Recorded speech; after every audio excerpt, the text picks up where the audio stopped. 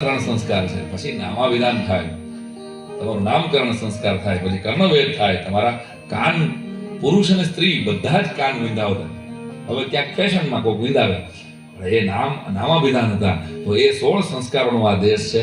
એટલે ભારત એ વિશ્વની એવી સંસ્કૃતિ છે કે સમગ્ર વિશ્વને ભારતે ભલા માણસ કીધું કે જીવન કેમ જીવાય. એટલે જ તો વિશ્વના અધ્યાત્મને જે ભારતે ભેટ આપી છે એવી ભેટ દુનિયાના નકશામાં ક્યાંય મળી નથી. સ્વામી વિવેકાનંદ જ્યારે કેનેડા ગયા, શિકાગો ગયા, ત્યારે એ શિકાગોની અંદર એક ધોળિયાએ એને સાંભળીને એમ કીધું કે બહુ સરસ અંગ્રેજીમાં થયેલો વાર્તાલાપ, કે અદ્ભુત તમે વાત કરો છો અને તમારી સ્પીચમાં એક મેગ્નેટ છે. ત્યારે સ્વામી વિવેકાનંદે એટલું કીધું હતું કે હું તો હજી 100-200 ની હેલોજન છું, પાવર સ્ટેશન તો હિન્દુસ્તાનમાં પડ્યા છે બધામાં. અને કોઈ બીજા દિવસે ટોળું જેમ મધપુડાની જેમ વિવેકાનંદજીની પાછળ ફોરેનરોનું ફરતું હતું.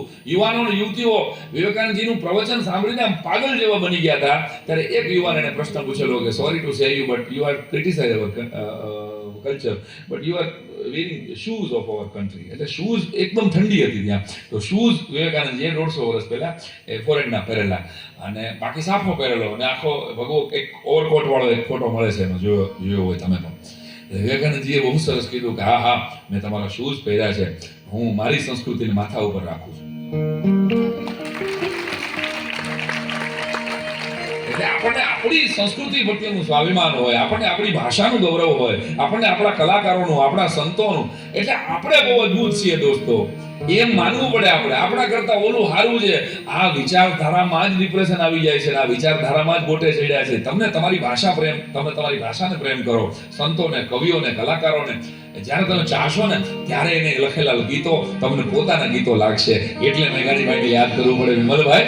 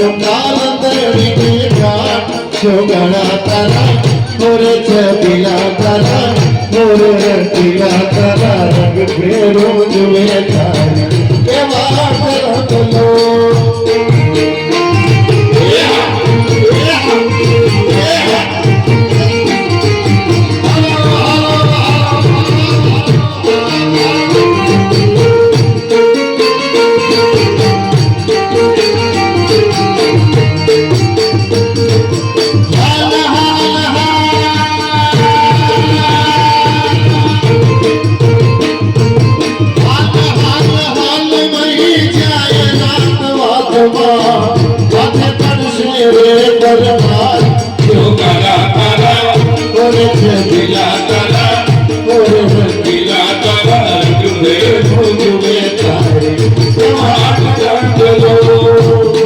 આયા ભાઈ બોરબની ખનગાટ એટલે આપણા રાષ્ટ્રીય શાયર રાષ્ટ્રીય શાયર ઝવેરચંદ કાલિદાસ મેઘાણીની અણમોલ ભેટ.